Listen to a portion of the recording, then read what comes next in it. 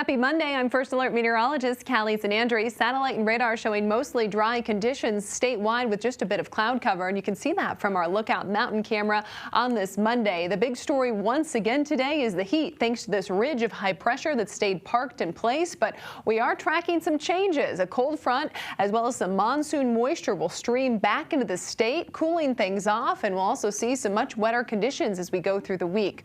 Current record 100 degrees set back in 2021. We will come close today. We're forecasting a high of 98. I think some afternoon cloud cover is going to limit us tying or breaking the record, but boy, we will come close. So far this year, 30 days with 90 degrees or above. Today will make that 31. 30-year average is 46 days. Last year we did have 39 days, and the all-time record 75 days set back in 2020. On the futurecast, a potential to see just a few very isolated showers just south of I-70. One may pass the Palmer Divide. Otherwise, we'll see that cloud cover build going into the afternoon and overnight into tomorrow. Temperatures today, that is the big story. We are tracking triple digits, places like Fort Collins, Greeley, up towards Sterling, Julesburg, and Yuma, especially out across southeast Colorado as well. We'll be seeing that triple-digit heat stretching from Pueblo through La Junta, Lamar.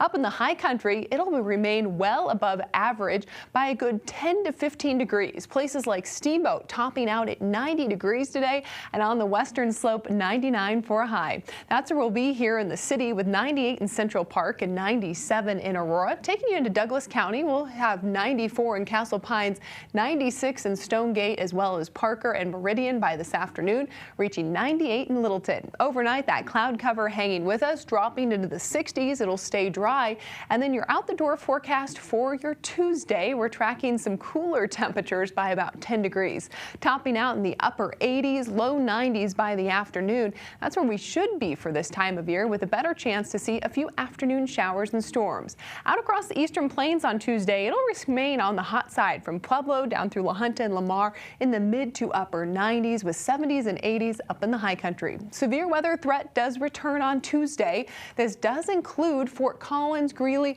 across the I-76 corridor, where a handful of storms could include large hail, damaging wind, as well as some heavy rain. Super 7-day forecast, we are tracking a cold front that will drop temperatures into the low 80s by the middle of the week and bring more widespread rain showers.